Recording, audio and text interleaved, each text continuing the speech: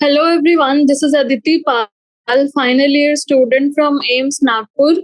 मेरी नीट में रैंक 4067 थी और मैं गया बिहार से बिलोंग करती हूँ। तो आज हम अपना जो चैप्टर है strategies for enhancement in food production उसका आखिरी पार्ट करने वाले हैं। आज जितने भी क्वेश्चंस बचे हैं हम उनको सॉल्व करने की कोशिश करेंगे। तो हमने मल्टीपल चॉइस क्वेश्चंस, उसके बाद very short answer type questions और शॉर्ट आंसर टाइप क्वेश्चंस के क्वेश्चन नंबर 14 तक हम पहुंचे थे। तो आज हम क्वेश्चन नंबर 15 से सॉल्व करेंगे।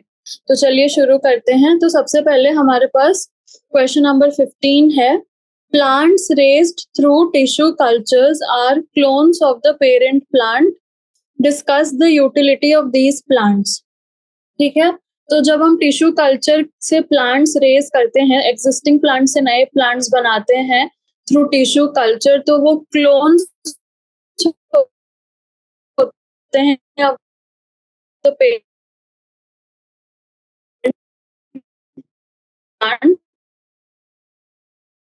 तो क्लोन्स का क्या है, utility, they maintain the genetic uniformity and thus the most desired parents जो हैं वो क्लोन प्लांट्स जो हैं वो जेनेटिक यूनिफॉर्मिटी को बनाए रखते हैं, यानी कि जो मोस्ट डिजायर्ड ट्रेट्स हैं पेरेंट प्लांट के वो क्लोन्स के अंदर भी होंगे। That is all offsprings derived by tissue culture of a crop plant resistant to a specific disease will be resistant to that particular disease। तो जैसे कि हमारे पास एक प्लांट है वो किसी पर्टिकुलर डिजीज का रेजिस्टेंट है, तो उसके जो क्लोन्स होंगे वो इस ट्रेट को कैरी करेंगे अपने अंदर, वो इस ट्रेट को बनाए रखेंगे, यूनिफॉर्म रखेंगे। तो वो सारे ऑफस्प्रिंग्स जो इस पर्टिकुलर प्लांट से प्रोड्यूस होंगे वो जो है हमारे डिजीज रेजिस्टेंट होंगे as same as to the parent plant. तो ये हो गया एक पहला फायदा। देन नेक्स्ट क्या है, growth of cloned plants is faster and predictable. अब जब हम क्लोनिंग करते हैं तो क्लोनिंग से जो प्लांट्स प्रोड्यूस होते हैं their growth is faster, and हम ग्रोथ एक तो फास्टर होती है and also growth is also predictable. So growth is faster and predictable, और हम यही चाहते हैं, हम ज्यादा डिलेड ग्रोथ नहीं चाहते हैं। Then cloned plants produce the same amount of yield as that of the parent plant. So एक तो डिजायरेबल ट्रेड्स को कैरी कर रहे हैं, दूसरी बात कि इनकी यील्ड भी सेम है as that of the parent plant. So अगर पेरेंट प्लांट की अच्छी यील्ड है तो सारे क्लोन्स जो प्रोड्यूस होंगे उस पेरेंट प्लांट से उनकी भी अच्छी यील्ड होगी। So that is what we want. तो ये है हमारे पास कि यूटिलिटी ऑफ दीज प्लांट्स क्या है। ठीक है, तो ये था हमारे पास क्वेश्चन नंबर 15।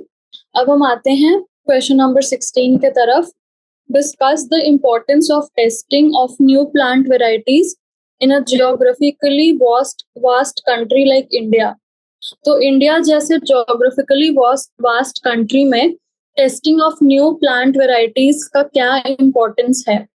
ठीक है, so what is the importance of testing new plant varieties in a geographically vast country like India. So India जो है जियोग्राफिकली वास्ट कंट्री है, इसका मतलब varied types of geographies are present in our country। तो जैसे जैसे geographies change होंगी, जैसे प्लेन हो गया, डेजर्ट हो गया, हिल्स हो गया, घाट्स हो गया, माउंटेन्स हो गया, तो हमारे पास डिफरेंट क्लाइमेटिक कंडीशंस भी आएंगे एंड सॉइल कंडीशंस भी आएंगे in so geographical area successfully cultivated in one location may not be suitable for another। तो अगर एक प्लांट वेराइटी है जो एक लोकेशन में सक्सेसफुली कल्टिवेट हो सकती है तो जरूरी नहीं है कि वो दूसरी लोकेशन में भी सक्सेसफुली कल्टिवेट हो पाए, बिकॉज ज्योग्राफिकल कंडीशंस जो हैं वो डिफरेंट हैं। अगर हम एग्जांपल लें तो सैकरम ऑफिसिनारम है, that is a topical cane with a high yield and sugar content. तो सैकरम ऑफिसिनारम जो है इट इज अ ट्रॉपिकल, यानी ट्रॉपिकल क्लाइमेट में ग्रो करेगा विद अ हाई यील्ड, और इसकी high yield and sugar content है, that is grown in South India. तो इसको हम साउथ इंडिया में मेनली ग्रो करते हैं। तो अब अगर हम चाहें कि हम इसको नॉर्थ इंडिया में ग्रो करवाना चाहें, तो साउथ इंडिया और नॉर्थ इंडिया के ज्योग्राफिकल कैरेक्टरिस्टिक्स हैं डिफरेंट। तो क्या ये सैक्रम ऑफिसिनारम जो ओरिजिनली साउथ इंडिया में ग्रो करती है, क्या ये नॉर्थ इंडिया में ग्रो कर पाएगा? So it does not grow well in north India due to very low temperature during winter season in north India. So north India में ड्यूरिंग विंटर सीजन बहुत कम टेम्परेचर्स रहता है, जो इस सैक्रम ऑफिसिनारम को के लिए सूटेबल नहीं है, तो ये उतना अच्छे से ग्रो नहीं करता in north India. So a new plant variety is tested for various traits that can help to adapt the plant in different environmental conditions and produce high yield.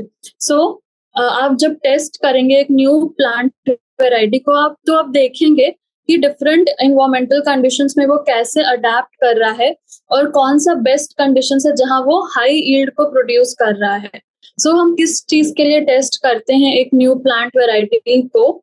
तो जो न्यू प्लांट वेराइटी है उसको हम test करते हैं for nutritional quality, उसका nutritional quality कैसा है जो भी वो प्रोड्यूस कर रहा है, देन यील्ड कैसा है, देन पेस्ट रेजिस्टेंस है या नहीं, कौन से डिजीजेस को रेजिस्टेंट है वो वेराइटी, और स्ट्रेस और ड्रॉथ रेजिस्टेंस प्रेजेंट है या नहीं। सो इन सब चीजों के लिए हम वेराइटीज को टेस्ट करते हैं, तभी हम इनको इनके प्रॉपर जगह पे उगाते हैं। जैसे ऑब्वियसली जब हम सैक्रम ऑफिसिनारम आया होगा तो हमें पहले से नहीं पता होगा कि it grows well in South India और नॉर्थ इंडिया। हमने उसको टेस्ट किया होगा अलग अलग एरियाज में, और तब जाके हमें ऐसा पता चला कि it grows best in South India. So इसीलिए testing of new plant varieties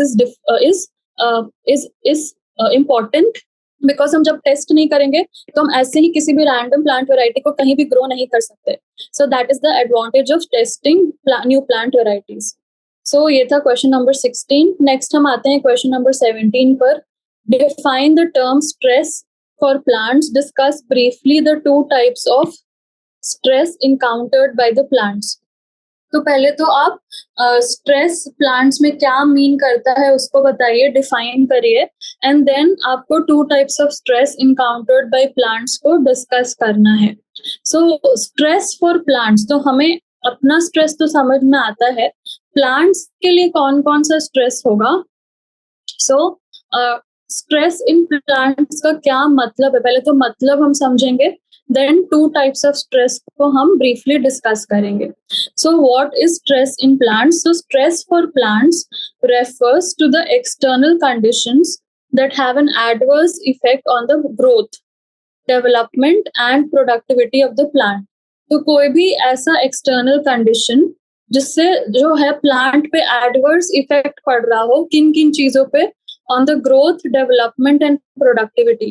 so plant के ग्रोथ, डेवलपमेंट और प्रोडक्टिविटी पे कोई भी एक्सटर्नल चीज अगर इफेक्ट कर रही हो तो उसको हम स्ट्रेस बोलते हैं।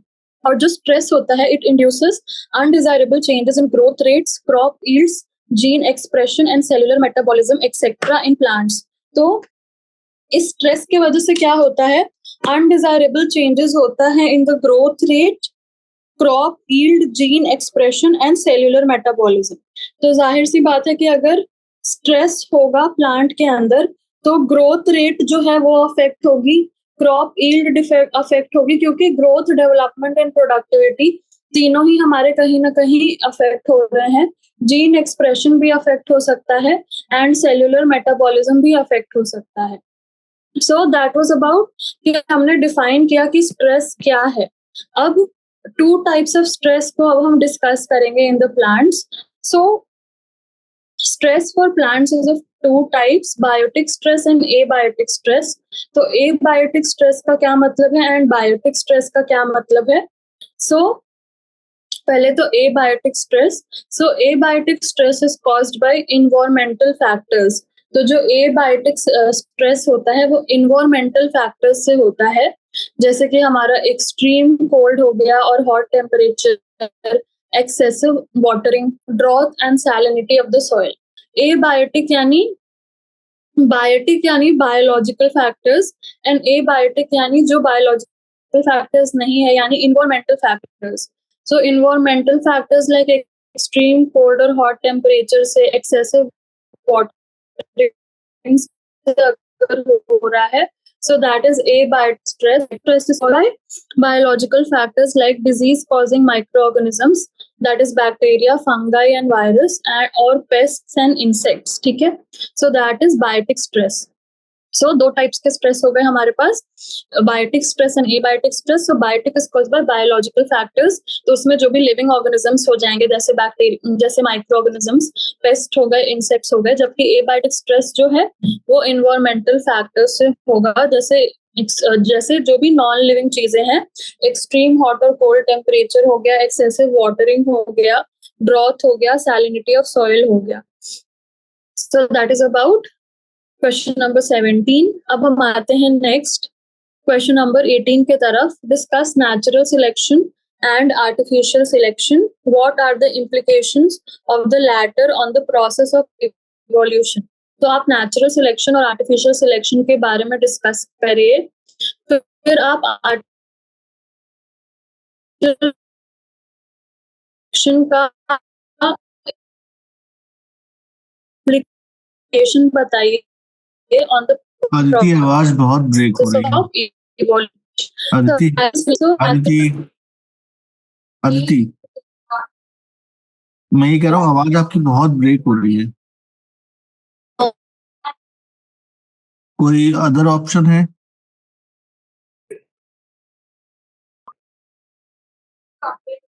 Hello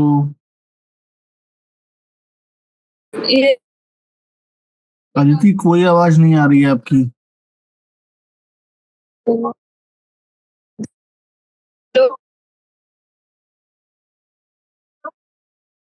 Aditi, I can not here you.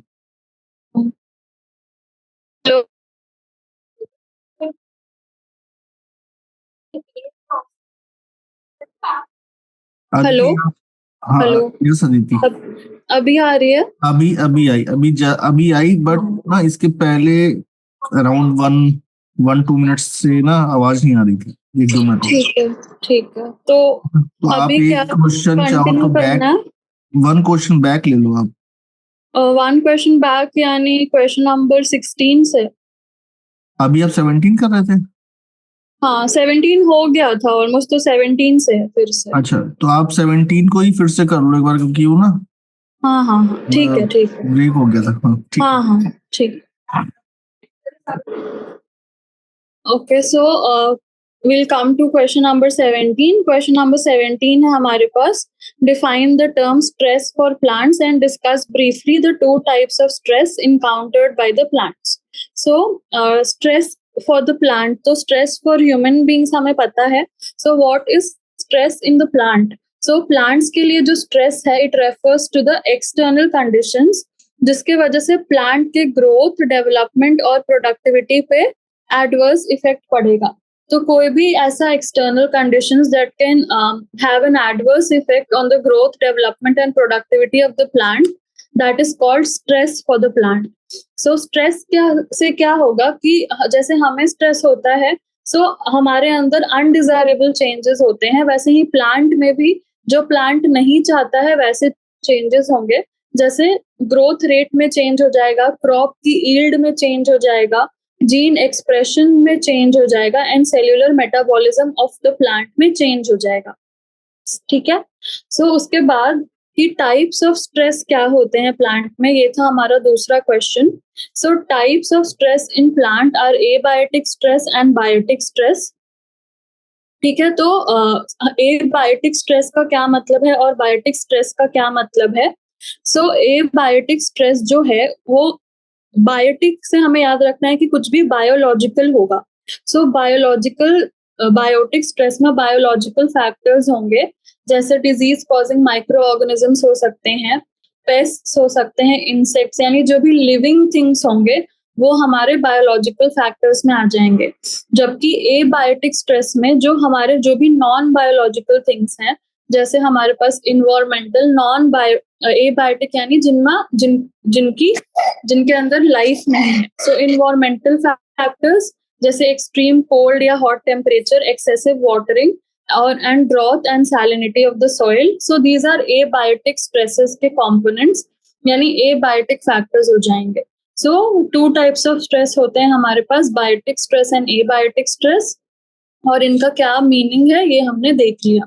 So that is about question number 17। अब हम आते हैं नेक्स्ट क्वेश्चन नंबर 18 के तरफ। Discuss natural selection and artificial selection, what are the implications of the latter on the process of evolution. So आप natural selection के बारे में बताइए और आर्टिफिशियल सिलेक्शन के बारे में बताइए, और जो आर्टिफिशियल सिलेक्शन है उसके इम्प्लीकेशंस आप बताइए on the process of evolution. So what is natural selection? So natural selection is the process by which nature selects the organisms which have variations that make them well adapted to their surroundings and capable of reproducing is called natural selection. So natural selection नाम से पता चल रहा है कि जो nature है that is selecting organisms जिनके पास variations हैं that make them better and well adapted to the environment and surroundings.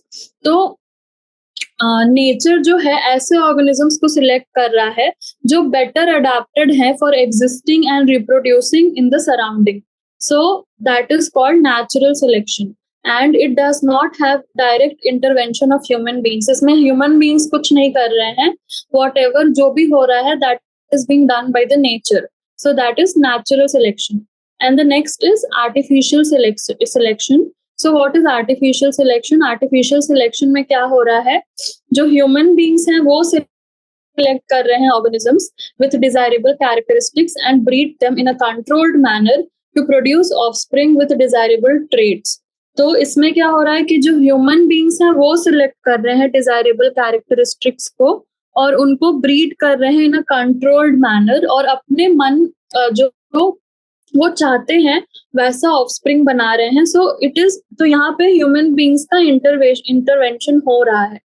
So examples of desirable characteristics for which organisms are artificially selected over other are larger size of grains and fruit in plants, disease resistance in both plants and animals, better milk yielding cows have high milk yield are selected and bred with superior disease resistant bulls to obtain offspring showing superior characteristics of both the parents. तो आप ही सोचिए कि आप क्यों करेंगे ऐसा। तो आपको हर चीज में सुपीरियर कैरेक्टरिस्टिक्स चाहिए, आपको लार्ज साइज ऑफ ग्रेन भी चाहिए, आपको डिजीज रेजिस्टेंट प्लांट भी चाहिए, आपको पेस्ट रेजिस्टेंस भी चाहिए, आपको हाई यील्डिंग अगर एनिमल्स का केस में देखें तो आपको हाई यील्डिंग चाहिए, डिजीज रेजिस्टेंस चाहिए।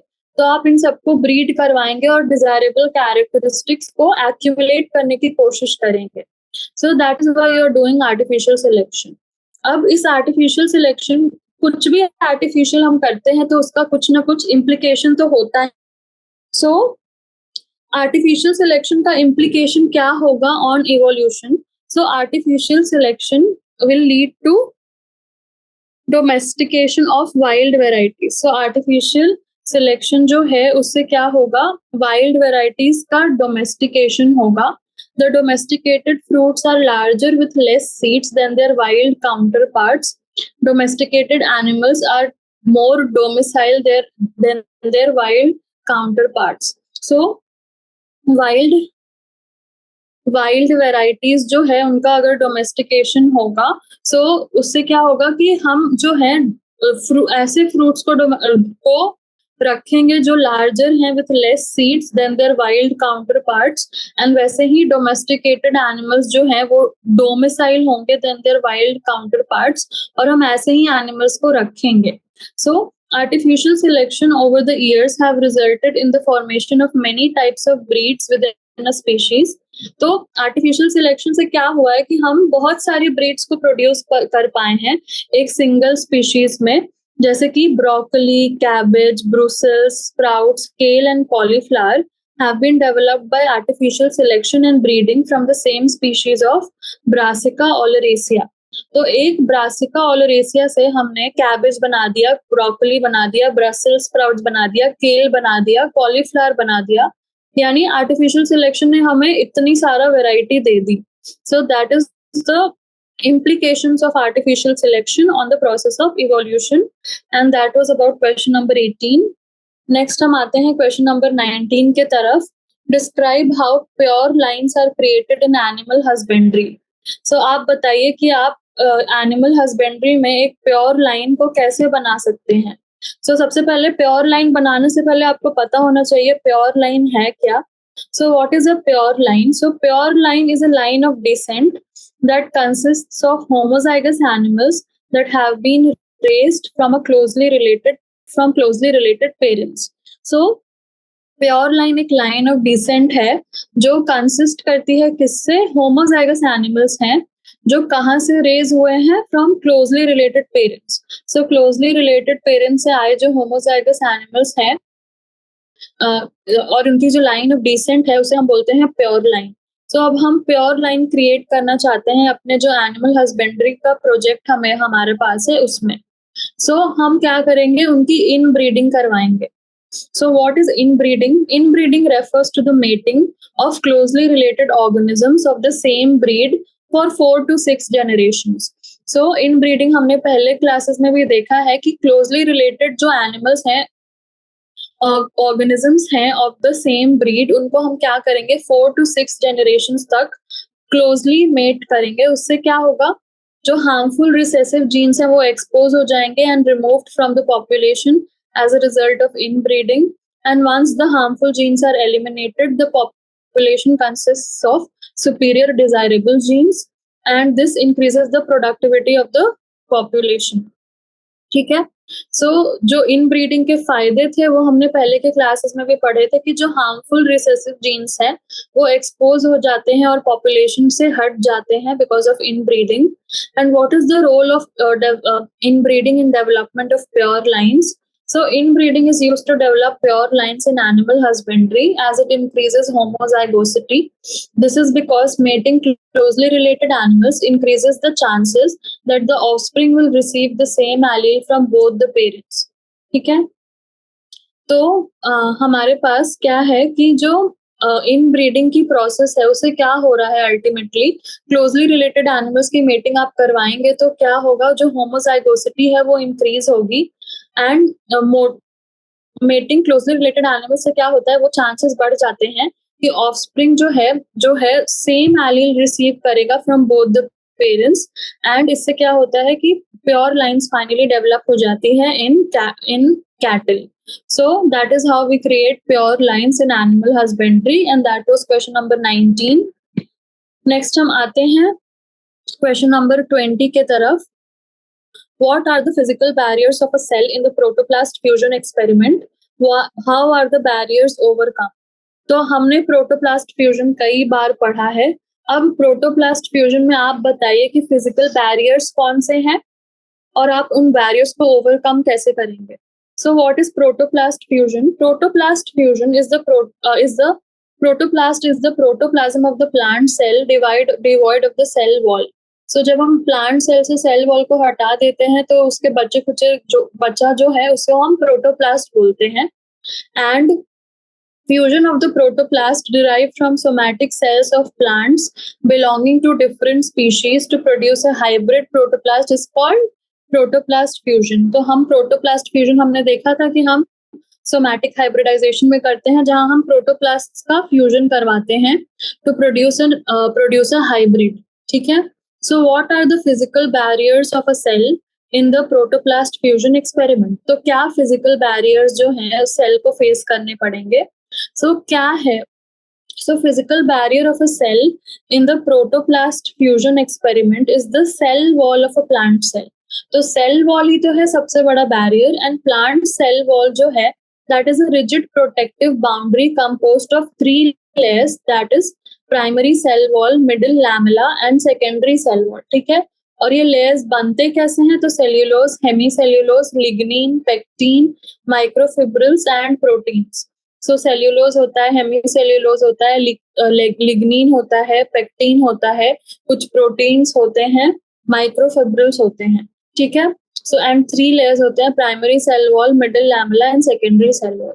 सो these are the physical barriers of a cell in a protoplast fusion experiment. So अब हम इन barriers को हमें how overcome कैसे करेंगे हम या remove कैसे करेंगे. So removal of barriers in a protoplast fusion हम कैसे करेंगे. So barrier in protoplast fusion is overcome by removing the plant cell wall by subjecting the cell to digestive enzymes like cellulase and pectinase. अब हमें इतना पता है कि cell wall बना किस चीज का है, सेल्यूलोज, हेमीसेल्यूलोज, लिग्निन, पेक्टिन. तो हम क्या करेंगे, ऐसे एंजाइम्स डाल देंगे जो इन चीजों को डाइजेस्ट करते हैं. तो हम सेल्यूलेज डाल देंगे, हेमीसेल्यूलेज डाल देंगे, पेक्टिनेज डाल देंगे, और इससे क्या होगा, जो ये एंजाइम्स हैं they will break down the cellulose and pectin components of this plant cell wall. So cellulose और पेक्टिन कंपोनेंट्स जो हैं वो टूट जाएंगे जो प्लांट सेल वॉल के हैं, और इससे क्या होगा, जो सेल वॉल है वो फिजिकली रिमूव हो जाएगी एंड बचेगा क्या बिहाइंड, बचेगा protoplast which can be isolated. Protoplasts collected from two different plant species can then be fused using chemical or physical methods. तो हमने क्या किया, जो भी हम एंजाइम्स यूज कर सकते थे for removing the cell wall वो यूज कर लिया हमने, और प्लांट सेल का सेल वॉल हटा दिया. अब बचा हमारे पास सिर्फ प्रोटोप्लास्ट, तो हम केमिकल्स यूज करके प्रोटोप्लास्ट फ्यूजन करवा देंगे. सो ऐसे हम बैरियर्स को ओवरकम करते हैं in a protoplast fusion experiment. So that was question number 20. Next हम आते हैं क्वेश्चन नंबर 21 की तरफ. Give examples of biofortified crops and what benefits do they offer to the society. तो आप biofortified crops का examples बताइए. So biofortification हमने देखा था कि हम जो nutritional quality of food crops है उसको बढ़ा देते हैं by the use of conventional plant breeding and modern biotechnological techniques. So conventional plant breeding techniques को use करो आप, मॉडर्न बायोटेक्नोलॉजिकल टेक्निक्स को यूज करो, और उससे क्या करो कि आप जो nutritional quality of food crops है उसको एनरिच करिए. तो उस प्रोसेस को हम बोलते हैं बायोफोर्टिफिकेशन. तो अब जो है हमें एग्जांपल्स देने हैं बायोफोर्टिफाइड क्रॉप्स के. तो हम क्या होते हैं एग्जांपल्स बायोफोर्टिफाइड क्रॉप्स के. So vitamin A enriched carrots, pumpkin and spinach. तो vitamin A से हम enrich करेंगे किसको, carrots, pumpkin और spinach को. Vitamin C enriched bitter gourd, bathua, tomato and mustard. So vitamin C से enriched bitter gourd, bathua, tomato and mustard होगा. Golden rice which is enriched with beta carotene gene that expresses beta carotene which when consumed can be converted to vitamin A in the human body. So golden rice में क्या होता है, beta carotene gene, और beta carotene जो है वो express होता है when it is consumed, and this beta carotene can be converted to vitamin A in the human body. So these were few examples of biofortified crops. अब हमने examples तो दे दिया, अब हमें बताना है कि ये इन बायोफोर्टिफाइड क्रॉप्स का क्या बेनिफिट्स होता है टू द सोसाइटी. ठीक है. So benefits of biofortified crops. So the society suffers from hidden hunger, which is a deficiency of essential nutrients in the diet of the majority of the population. So majority of the population का जो diet होता है that is deficient in certain essential nutrients, जिससे हम hidden hunger से जो है suffer करते हैं.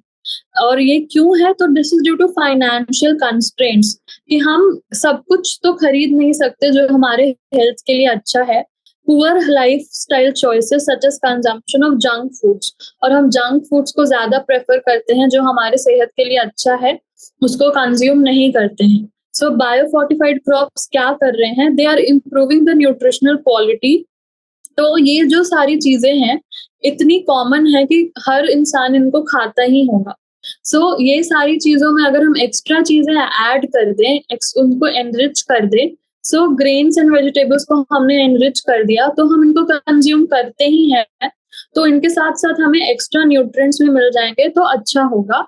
एंड इससे क्या होगा, nutritional deficiency of the people living in the society कम हो जाएगी, जो कि हम चाहते हैं. So these are the benefits of biofortification to the society, कि हमारी overall health of the society जो है improve होगी in biofortified crops के वजह से. So that is about question number 21. और इसी के साथ हम आते हैं अब अपने लॉन्ग आंसर टाइप क्वेश्चंस पे। So long answer type questions में हमारे पास क्वेश्चन नंबर 1 है कि you are a botanist working in the area of plant breeding. Describe the various steps that you will undertake to release a new variety. ठीक है, तो मैं plant breeding की कर रही हूँ और मैं एक बॉटनिस्ट हूँ, तो मैं क्या क्या स्टेप्स करूंगी before releasing a new variety, यानी एक न्यू वेराइटी को मार्केट में रिलीज करने से पहले मैं क्या क्या करूंगी। So before for releasing a new variety, जो फर्स्ट चीज मैं करूंगी वो मैं जर्म प्लाज्म कलेक्शन करूंगी। सो जर्म प्लाज्म कलेक्शन, हमें पता है कि हम क्या करते हैं, ऑल पॉसिबल जीन्स के, ऑल पॉसिबल एलील्स के, ऑल पॉसिबल जो वेराइटीज हैं उनको हम कलेक्ट करते हैं और एक डाइवर्स जर्म प्लाज्म बनाते हैं, क्यों, ताकि हमारे पास होल रेंज ऑफ पॉसिबल चीजें हो फॉर सिलेक्टिंग। यानी हम पहले जर्म प्लाज्म कलेक्शन करेंगे, सारे जीन्स के, सारे एलील्स के, सारे वैरायटीज देखेंगे, ताकि हमारे पास बहुत ज्यादा वैरायटी हो सिलेक्ट करने के लिए। देन मैं क्या करूंगी कि मैं अब पेरेंट्स को सिलेक्ट करूंगी। तो पूरे जर्म प्लाज्म का मैंने कलेक्शन बना लिया, उसमें से मैं बेस्ट पॉसिबल डिजायरेबल ट्रेट्स को पेरेंट्स के फॉर्म में सिलेक्ट कर लूंगी। So plants chosen as pollen parents are self pollinated to increase homozygosity and this results in generation of a pure line. तो मैं क्या करूंगी, मैं पेरेंट्स को सिलेक्ट कर लूंगी और सेल्फ पॉलिनेशन करवाऊंगी उनका, ताकि हमारा प्योर लाइन जो है वो जनरेट हो सके। ठीक है, and evaluation of and selection of parents के बाद मैं उनकी क्रॉस ब्रीडिंग करवाऊंगी। So the process of hybridization involves crossing between two pure line parents having desired characteristics with the help of artificial cross pollination.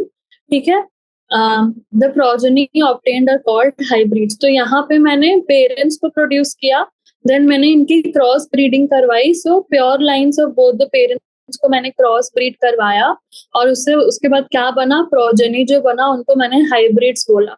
So these progeny are called hybrids. ठीक है, अब इसके बाद क्रॉस ब्रीडिंग के बाद मैं क्या करूंगी, क्रॉस ब्रीडिंग के बाद जो ऑफस्प्रिंग्स आए उनमें से मैं सुपीरियर वैरायटीज को सिलेक्ट करूंगी। The seeds produced by only those plants in the progeny which show the desired combination of superior characteristics of both the parents are selected for raising the future generation. तो मैंने cross breeding तो कर दी और इसके बाद जो सारे progeny मुझे ऑब्टेन होंगे, ऐसा नहीं होगा मैं सारों को चूज कर लूंगी, उनमें से भी मैं जो सुपीरियर वैरायटीज के हैं जिनमें सारे डिजायरेबल कैरेक्टरिस्टिक्स हैं उन्हीं को चूज करूंगी। And this process is continued until the whole population exhibits the desired combination of superior characteristics. So ये प्रोसेस मैं कब तक कंटिन्यू करूंगी, जब तक पूरा पॉपुलेशन के पास सुपीरियर कैरेक्टरिस्टिक्स ना हो जाए। देन लास्ट स्टेप क्या है, testing and release of new varieties. So जो न्यू कल्टिवार्स हैं उनको पहले मैं इवैल्यूएट करूंगी for their yield and desirable qualities like disease resistance, tolerance to environmental stresses. ठीक है, और इवैल्यूएशन करूंगी मैं कैसे, कि उनको अलग अलग रिसर्च फील्ड्स में ग्रो करके देखूंगी with ideal fertilizer application and other crop management practices. ठीक है, और इसके बाद मैं क्या करूंगी कि रिसर्च लैबोरेटरी में मैंने तो ग्रो करके देख लिया, इसके बाद मैं फार्मर के फील्ड में जाके 3 ग्रोइंग सीजन्स तक एटलीस्ट ग्रो करूंगी across different parts of the country. उसके बाद क्या है, मैं इवैल्यूएट करूंगी in comparison to the best available local crop cultivar in terms of quantity and cost. तो इसके बाद it is released into the market. ठीक है, सो लास्ट में भी मैं टेस्टिंग करूंगी, पहले लैबोरेटरी में, फिर फार्मर की फील्ड पे, फिर उसको मैं कंपेयर करूंगी बेस्ट अवेलेबल क्रॉप से, और उसके बाद जो है इस न्यू वैरायटी का रिलीज करूंगी मैं। इट इज नॉट, मतलब एक पूरा प्रोटोकॉल फॉलो करके मैंने एक नया वैरायटी का रिलीज किया है। So these are the steps that I will follow as a botanist for releasing a new variety in the market. ठीक है, तो ये था हमारे पास क्वेश्चन नंबर 1। नेक्स्ट हम आते हैं क्वेश्चन नंबर 2 के तरफ। क्वेश्चन नंबर 2 का ए पार्ट है, the shift from grain to meat diets creates more demands for cereals, why? तो जब हम ग्रेन से मीट डाइट पे जाते हैं तो it creates more demands for cereal, ठीक है। सो जो ह्यूमंस होते हैं they will consume meat from farm animals. The main feed for the farm animals is cereals and it takes 3 to 10 gram of grain to produce 1 kg of meat. ठीक है, तो जो हम जब अगर हम मीट डाइट पे जा रहे हैं तो जो जिससे हमें मीट मिल रहा है उसको भी तो कहीं से फीड करना होगा और वो उसका मेन फीड होता है दैट इज सीरियल्स, ठीक है। और to produce 1 kg of meat it takes 3 to 10 kg of grain, ठीक है। So the shift from grain to meat diet creates more demands for cereals, क्योंकि जो हम खा रहे हैं एज मीट उसको सीरियल्स चाहिए एज फूड। सो इनडायरेक्टली जो है हमारा मोर डिमांड फॉर सीरियल्स हो रहा है। Then B is a 250 kg cow produces 200 gram of protein per day. Per 250 gram of Methylophilus methylotropus can produce 25 tons of protein. Name this emerging area of research and explain its benefits. तो एक 250 kg का cow सिर्फ 200 gram protein produce करता है, पर एक 250 ग्राम का मिथाइलोफिलस मिथाइलोट्रोपस जो है 25 टन्स ऑफ प्रोटीन प्रोड्यूस कर सकता है। तो ऐसा कैसे है? सो जो इमर्जिंग एरिया ऑफ रिसर्च है यहाँ पे that is single cell protein, and single cell protein it refers to the edible protein extracted from pure microbial cultures, dead or dried cell biomass, and it can be used as an alternative protein source or supplement for growth both humans and animals. And it is derived from microbes such as algae, bacteria, fungi by growing them on inexpensive substrates that are rich in carbon content. तो हम हैं कि edible protein को extract करते हैं from microbial cultures, तो उसको हम सिंगल सेल प्रोटीन बोलते हैं और उसको हम एक प्रोटीन सोर्स एंड सप्लीमेंट की तरह यूज कर सकते हैं for both humans and animals. So what are the benefits of single cell protein? So it obviously serves as a protein-rich supplement and in the human diet, as these microorganisms are rich in proteins, minerals, carbohydrates, healthy fats, and vitamins. इसको हम grow कर सकते हैं agricultural waste and thus helps to reduce environmental pollution. Use of single cell protein reduces the pressure on agriculture to meet the demands of food, as large quantities of protein can be derived from the microbial biomass within a shorter duration at less cost. तो आप देखिए कि एक protein rich supplement है, इसको हम agriculture waste पे भी ग्रो कर सकते हैं एंड तो इससे क्या होगा कि हमें प्रोटीन इस सिंगल सेल प्रोटीन से मिल रहा है और हमारी डिमांड्स फुलफिल हो रही हैं, और तो हम हमारा जो डिपेंडेंसी है ऑन एग्रीकल्चर वो कहीं ना कहीं कम हो जाता है। सो एक ये बेनिफिट हो गया। And growing single cell protein does not require a large area of land. तो सिंगल सेल प्रोटीन को ग्रो करने के लिए आपको लार्ज एरिया ऑफ लैंड भी नहीं चाहिए, आप कम जगह में ही इसको ग्रो कर सकते हैं, ठीक है। तो that are the benefits of single cell protein and this is about question number 22. Then आते हैं हम this is about question number 2. Now we come to question number 3. What are the advantages of tissue culture methods over conventional method of plant breeding in crop improvement programs? तो आप tissue culture का advantage बताइए over conventional method of plant breeding, ठीक है।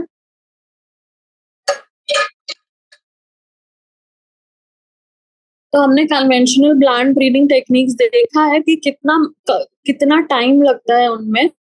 So they are very slow and tedious, जबकि जो tissue culture होता है that is very fast and a large number of plants can be grown in a very short period of time.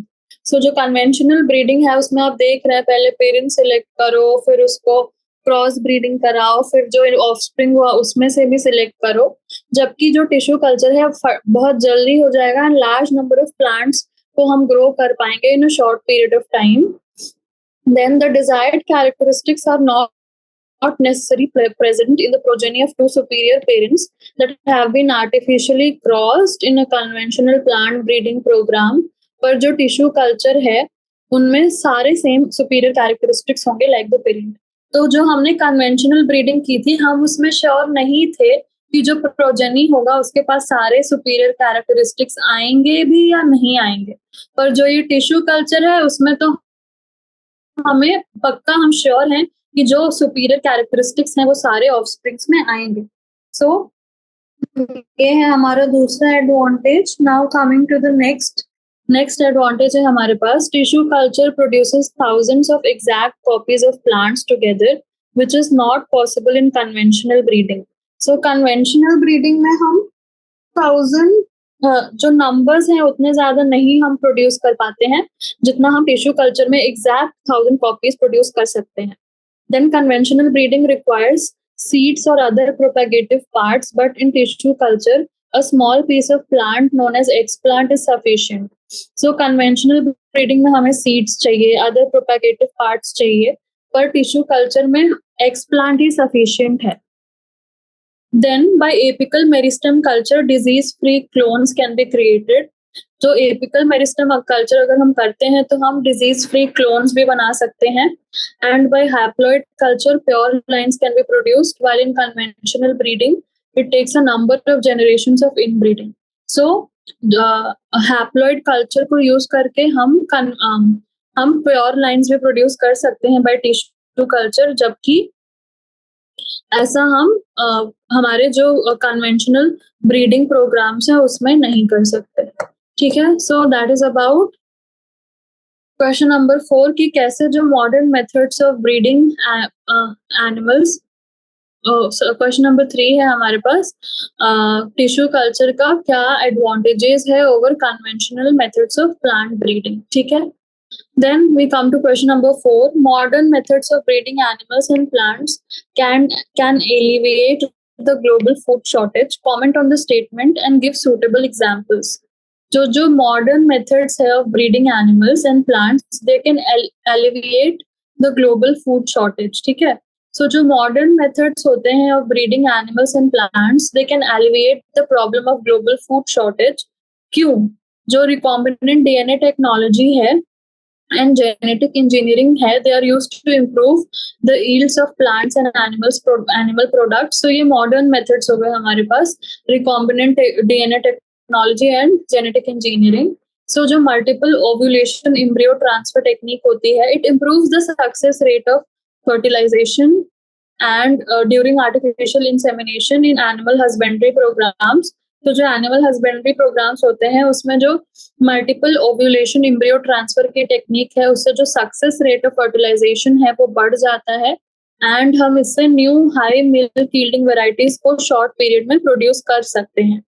Then plant tissue culture क्या करता है? It improves the varieties of crop plant because large number of high yielding plants can be grown in a short period of time. हमने देखा कि plant tissue culture के क्या फायदे हैं कि हम लार्ज नंबर ऑफ प्लांट्स को ग्रो कर सकते हैं इन अ शॉर्ट टाइम और हमें कन्वेंशनल ब्रीडिंग से बहुत ही कम टाइम लगता है in case of plant tissue culture. And also जो हमारे पास ऑफस्प्रिंग या प्रोजेनीज प्रोड्यूस होके आएंगे वो एग्जैक्टली सेम होंगे to the parent plant and उसमें सारे सुपीरियर कैरेक्टरिस्टिक्स होंगे.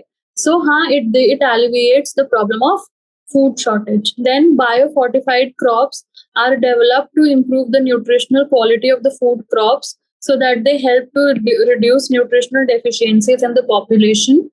So nutritional deficiencies को control करने के लिए हमने biofortified crops को बनाया है ताकि हम अपने normal diet के साथ कुछ nutrient enriched food ले सकें और जो हमारा न्यूट्रिशनल डेफिशिएंसी जो हमारे पॉपुलेशन में एग्जिस्ट करता है वो कहीं ना कहीं कम हो सके.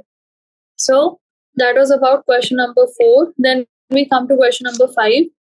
Does apiculture offer multiple advantages to farmers? List its advantages if it is located near a place of commercial flower cultivation. तो जो apiculture है वो क्या उसका multiple advantages होता है और अगर आप apiculture को एक commercial flower cultivation के पास रख दे तो आपको उससे क्या advantages मिलेगा. ठीक है. So the technique of rearing honey bees in the artificial bee hives for the production of honey and bee wax is called apiculture. So आप जब honey bees को rear करते हैं किस लिए? In the artificial bee hives जब आप rear करते हैं क्यों? For the production of honey and bee wax. तो उस process को हम क्या बोलते हैं? तो उस process को हम बोलते हैं apiculture. ठीक है. सो एपीकल्चर जो है it offers multiple advantages to farmers. तो अगर आपने एक एपीकल्चर का सेटअप एक कॉमर्शियल फ्लावर प्रोडक्शन के पास कल्टीवेशन के पास रख दिया तो तो आपको क्या क्या फायदा होगा, ठीक है? सो फायदा ये होगा कि जो वर्कर बीज होंगे दे will collect pollen from the flowers and help in pollination. तो हमें पता है जो वर्कर बीज होती हैं दे आर स्टेराइल फीमेल बीज, और ये क्या करती हैं पॉलिनेशन में हेल्प करती हैं। They will collect the pollen from flowers and they will help in pollination, ठीक है? Then production of honey from the nectar of plants. So जो नेक्टर हमारे पास कलेक्ट होगा बाय द वर्कर बीज, उससे हनी का प्रोडक्शन होगा। तो हमें हनी हनी कॉमर्शियली सेल कर सकते हैं हम। सोर्स ऑफ शुगर है, मेडिसिनल कंपाउंड है एंड ब्लड प्योरीफायर है, and it is also honey का बहुत ज्यादा डिमांड भी है। Then production of bee wax, अब बी वैक्स भी प्रोड्यूस होगा इस आर्टिफिशियल सेटअप से। तो ये बी वैक्स कहाँ कहाँ यूज होता है? कॉस्मेटिक्स में यूज होता है, क्रीम्स में यूज होता है, ऑइंटमेंट्स में यूज होता है, पेंट्स में यूज होता है, पॉलिशेस में यूज होता है। सो यहाँ हम यूज कर सकते हैं इस बी वैक्स को। Then production of royal jelly, तो रॉयल जेली भी प्रोड्यूस होता है, and this royal jelly is a good source of protein. तो आपने एक आर्टिफिशियल एपी कल्चर का सेटअप अगर फ्लावर कल्टीवेशन के पास रख दिया तो आपको पॉलिनेशन में हेल्प हो जाएगी, हनी भी मिल जाएगा आपको, बी वैक्स भी मिल जाएगा, एंड रॉयल जेली भी प्रोड्यूस होकर मिल जाएगी, और यानी कॉमर्शियली भी आपका फायदा होगा, और उस फ्लावर कल्टीवेशन फ्लावर कल्टीवेशन में पॉलिनेशन भी होगा, तो उधर से भी आपको फायदा होगा। So these are the advantages अगर आप अपने फ्लावर कल्टीवेशन फार्म के पास एक एपीकल्चर सेटअप रख देते हैं तो। देन क्वेश्चन नंबर 6 का ए है, mutations are beneficial for plant breeding, taking an example, justify the statement. So जो म्यूटेशंस होते हैं they are beneficial for plant breeding, आप एग्जांपल से बताइए। So what are mutations? So mutations are induced in the genome of the plants to develop a new variety of desirable traits, ठीक है? तो mutation क्या होता है? हमें पता है कि म्यूटेशन रैंडम चेंज होता है, तुरंत हो जाता है, एंड किसी भी फॉर्म में हो सकता है, कोई भी एजेंट करवा सकता है। और म्यूटेशन से क्या होता है? तुरंत चेंज आता है। तो इससे क्या हो सकता है? म्यूटेशन जो है वो जीनोम ऑफ द प्लांट में इंड्यूस होता है, एंड जेनेटिकली प्लांट के अंदर कुछ चेंज आता है, ठीक है? So genome of the plant में कुछ चेंज आया to develop a new variety of a desirable trait. जैसे कि हमारे पास हमारे पास म्यूटेशन हुआ, जैसे जिसकी वजह से डिजीज रेजिस्टेंस आ गया and good quality of yield आ गया in a plant. For example अगर rust resistance in dwarf mutants of rice आता है, so that is a mutation that is beneficial, ठीक है? Then the B part is discuss briefly the technology that made us self-sufficient in food production. तो कौन सा technology ने हमें self sufficient बना दिया है फूड प्रोडक्शन में? तो जो टेक्नोलॉजी है that is plant breeding. So plant breeding से क्या हो रहा है कि plant breeding is the application of genetic principles to produce new plant varieties with desirable traits, ठीक है? तो हम जेनेटिक प्रिंसिपल्स को यूज करके हम क्या कर रहे हैं कि हम न्यू प्लांट वेराइटीज को प्रोड्यूस करने की कोशिश कर रहे हैं जिनमें हमें डिजायरेबल ट्रेट्स भी मिल रहे हैं। So what is the importance of plant breeding? So plant breeding से क्या होगा? It is important to develop improved high yield plant varieties with disease, pest and drought resistance।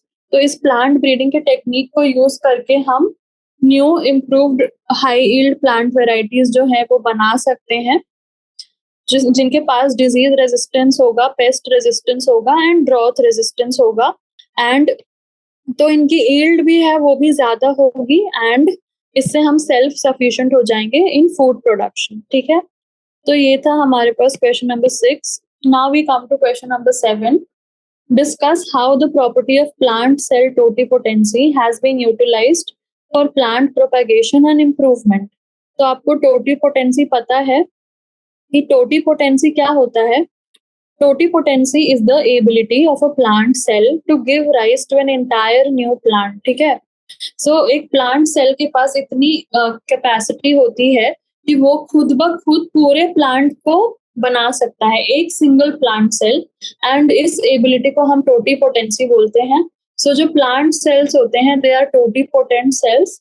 एक प्लांट सेल पूरे plant को बना सकता है, and this ability of plant cell allows them to be utilized for plant propagation and improvement. तो ये property ही है जिसके वजह से वो प्लांट प्रोपेगेशन एंड इम्प्रूवमेंट को कर सकते हैं। So what is the significance of totipotency?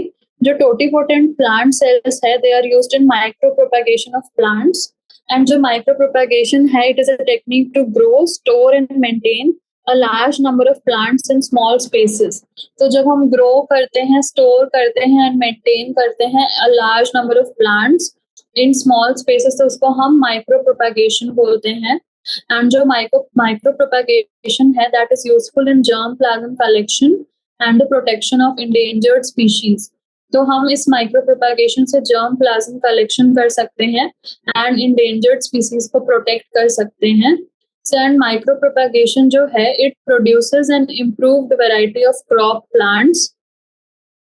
तो माइक्रो प्रोपेगेशन की टेक्निक को यूज करके हम improved variety of crop plants जो है वो बना सकते हैं, those which are disease resistant, pest resistant और भी हमारे पास drought resistance. So these varieties of improved variety of crop plants जो है हम कहाँ से प्रोड्यूस कर सकते हैं? By using the technique of micro propagation. So that is the significance of totipotency in the cases of micropropagation and crop improvement. ठीक है? So ऐसे जो है हम totipotency को use करके plant propagation and improvement पे use कर सकते हैं, and that is about question number 7. Next हम आते हैं question number 8 की तरफ. So question number 8 है what are the 3 options to increase food production? Discuss each giving the salient features, merits and demerits. तो आप तीन चीजें बताइए जिससे आप फूड प्रोडक्शन को इंक्रीज कर सकते हैं, और उनका मेरिट्स बताइए, डीमेरिट्स बताइए, सैलिएंट फीचर्स बताइए। ठीक है, तो सबसे पहले हम आते हैं, पहला ऑप्शन जो है हम यूज कर सकते हैं that is plant tissue culture. So plant tissue culture हमने देखा था कि it is a technique to culture cells, tissues और organs of a plant on a nutrient medium under sterile and controlled conditions for production of large number of clones of a single parent plant in a short duration of time. तो overall आप single parent plant को use कर रहे हैं और आपके पास time कम है, तो आप उसका क्या कर रहे हैं? टिश्यू कल्चर कर रहे हैं। आपने स्टेराइल और अच्छे कंडीशंस, कंट्रोल्ड कंडीशंस चूज कर लिए हैं, और अब आप क्या करने वाले हैं? कल्चर करने वाले हैं उस प्लांट को, ताकि आप बहुत सारे प्लांट्स को इन अ शॉर्ट टाइम प्रोड्यूस कर सके। सो इसके मेरिट्स क्या हैं? तो हम स्मॉल एक्सप्लांट्स को यूज कर सकते हैं। In tissue culture all the plants in the progeny have the same superior characteristics like the parent, ये हमने पढ़ा था। Then large number of plants can be grown in a short period of time, ये भी हमें पता है। हमें ज्यादा बड़े सेटअप की नहीं चाहिए, जरूरत नहीं है, बड़ा फील्ड नहीं चाहिए। And virus and disease-free new plants are produced by culturing meristematic cells.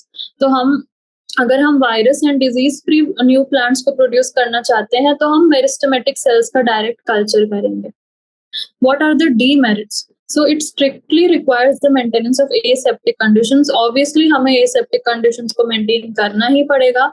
अगर थोड़ा सा भी contamination हुआ तो आपका पूरा बैच जो है, जो आप बना रहे थे, वो पूरा खराब हो जाएगा। देन आपको हाई एक्सपर्टीज होनी चाहिए जो आप कर रहे हैं। मेंटेनेंस इसका कॉस्टली है, and we have to explant को हमें प्रॉपर स्क्रीनिंग करना है कि ये अच्छे से प्लांट में ग्रो कर भी पाएगा या नहीं।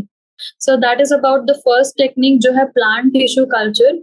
Now we come to single cell protein. तो अब सिंगल सेल प्रोटीन के बारे में हमने पढ़ा था कि they are the edible proteins obtained from the culture of microorganisms like bacteria and yeast when cultured on a high carbon nutrient medium. So हम जब बैक्टीरिया और यीस्ट को हाई कार्बन न्यूट्रिएंट मीडियम पे culture करते हैं तो हमें single cell proteins मिलता है which are edible proteins. So what are the merits of single cell protein? So जो सिंगल सेल प्रोटीन है they serve as a protein rich supplement in the human diet as these microorganisms are rich in proteins, minerals, carbohydrates, healthy fats and vitamins. ठीक है, so they serve as a protein rich supplement और हम इनको agricultural wastage पे आसानी से grow कर सकते हैं, तो इन्वायरमेंटल पॉल्यूशन हमारा कंट्रोल हो जाता है। Then it reduces the pressure on agriculture, क्योंकि हमें अगर सिंगल सेल प्रोटीन से प्रोटीन रिक्वायरमेंट्स फुलफिल हो रहे हैं तो हम एग्रीकल्चर पे उतना डिपेंडेंट नहीं रहेंगे। एंड ऑल्सो जो सिंगल सेल प्रोटीन है उसको ग्रो करने के लिए हमें कोई लार्ज पैच ऑफ लैंड नहीं चाहिए, बड़े-बड़े फील्ड्स नहीं चाहिए, ठीक है। So these are the merits of single cell protein. Then what are the demerits, ठीक है। तो जो आइसोलेशन होगा protein from the microbial biomass, वो ऑब्वियसली एक डिफिकल्ट टास्क लग रहा है हमारे लिए as compare to plant and animal protein. And also यहाँ पे पॉसिबिलिटी ऑफ कॉन्टेमिनेशन है उन प्रोटीन्स की, क्योंकि हम माइक्रोब से निकाल रहे हैं और माइक्रोब्स टॉक्सिक सब्सटेंसेस भी रिलीज कर सकते हैं। देन माइक्रोबियल प्रोडक्ट से हमें एलर्जी भी हो सकती है, कोई भी ऐसा फॉरेन चीज है उससे एलर्जी तो हो सकती है, पर यहाँ पे स्पेसिफिकली माइक्रोबियल प्रोडक्ट्स हैं तो उससे एलर्जीज हो सकती हैं। So that was about single cell protein. तो हमने क्या क्या देखा, एक तो प्लांट टिश्यू कल्चर, दूसरा सिंगल सेल प्रोटीन, एंड तीसरा है हमारे पास multiple ovulation embryo transfer technique. So multiple ovulation embryo transfer technique में हम क्या करते हैं, एम्ब्रियो ट्रांसफर टेक्नोलॉजी को यूज करते हैं। सो इससे क्या होता है, इसमें हम क्या कर रहे हैं, आर्टिफिशियल फर्टिलाइजेशन करवा रहे हैं, और हम क्या करना चाहते हैं कि हम साइज ऑफ द हर्ड को एक शॉर्ट टाइम ड्यूरेशन में बढ़ाना चाहते हैं, इसलिए हमने जो सुपर ओव्यूलेशन को इंड्यूस किया है। तो ठीक है, हम करते क्या है इसमें, एक हाई मिल्क यील्डिंग काउ को हम इंजेक्ट करते हैं विथ फॉलिकल स्टिमुलेटिंग हार्मोन। तो इससे क्या होता है, उस काउ में सुपर ओव्यूलेशन हो जाता है 6 to 8 एग्स का, ठीक है। देन हम sperms from a superior male को लेते हैं और आर्टिफिशियली इंसेमिनेट करते हैं in the uterus of the cow, जिससे क्या होता है, सक्सेसफुल फर्टिलाइजेशन हो जाता है एग्स का, ठीक है। अब जो ये फर्टिलाइज्ड एग्स हैं उनको हम 8 to 32 सेल स्टेज पर लेते हैं और इनको डिफरेंट सरोगेट मदर्स के अंदर इम्प्लांट कर देते हैं, ठीक है, ताकि इनका फर्दर डेवलपमेंट सरोगेट मदर्स में हो। एंड इतने सारे एम्ब्रियोज एक मदर में डेवलप नहीं कर पाएंगे, सो इसलिए हम सरोगेट्स में डाल देते हैं। So what are the merits of multiple ovulation embryo transfer? So it increases the size of the herd in a short time. So short time में हमने मल्टीपल ओव्यूलेशन करवा दिया, मल्टीपल फर्टिलाइजेशन करा दिया, तो जो साइज ऑफ द हर्ड है वो शॉर्ट टाइम में हमारा इंक्रीज हो जाएगा। Then does it require surgery? तो नहीं, कुछ भी सर्जरी की रिक्वायरमेंट नहीं हुई, it is a simple process.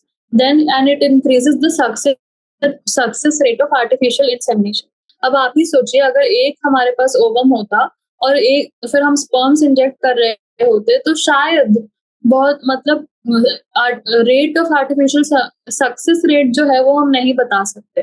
पर अगर आपने ऑब्वियसली अगर आपने ऑप्शंस ज्यादा रखे, यानी आपने नंबर को ज्यादा रखा, तो सक्सेस तो ऑब्वियसली होगा ही। ऐसा तो नहीं होगा कि एक भी ओवम जो है वो फर्टिलाइज नहीं होगा, सो सक्सेस होगा। सो it increases the success rate of artificial insemination. Now हमारे पास डीमेरिट्स क्या है of multiple ovulation embryo transfer, कि ये कॉस्टली प्रोसेस है, कि इसका कॉस्ट इफेक्टिव नहीं है ये, and also it requires trained skill. कोई भी ऐसा आर्टिफिशियल इंसेमिनेट नहीं कर लेगा और एम्ब्रियो ट्रांसफर नहीं कर सकता। सो आपको प्रॉपर ट्रेनिंग की जरूरत है ये करने के लिए। सो these are some demerits of multiple ovulation embryo transfer. तो टोटल हमने 3 टेक्निक्स देखी। पहला प्लांट टिश्यू कल्चर देखा, दूसरा सिंगल सेल प्रोटीन देखा, एंड तीसरा मल्टीपल ओव्यूलेशन एम्ब्रियो ट्रांसफर की टेक्निक देखी। So this was about long answer type questions. तो इसी के साथ इस चैप्टर के हमारे सारे क्वेश्चंस जो हैं खत्म होते हैं। तो आज हमने काफी सारी नई चीजें सीखी, हमने चीजों को और डिटेल में समझा, जो भी हमारे टेक्निक्स हैं, और बहुत सारी चीजों का रिवीजन भी किया। सो ऐसे ही क्वेश्चन सॉल्व करते करते जब आप एक टॉपिक से 4 बार अब जब सेम टॉपिक को देखेंगे, सेम चीजों को पढ़ेंगे, तो आपके दिमाग में वो बैठ जाएंगी और आप कभी नहीं भूलेंगे। सो रिवाइज करते रहिए और पढ़ते रहिए। और इसी के साथ हम आज का सेशन यहीं पे खत्म करते हैं। मिलेंगे नेक्स्ट सेशन में, तब तक के लिए पढ़ते रहें। All the very best, thank you.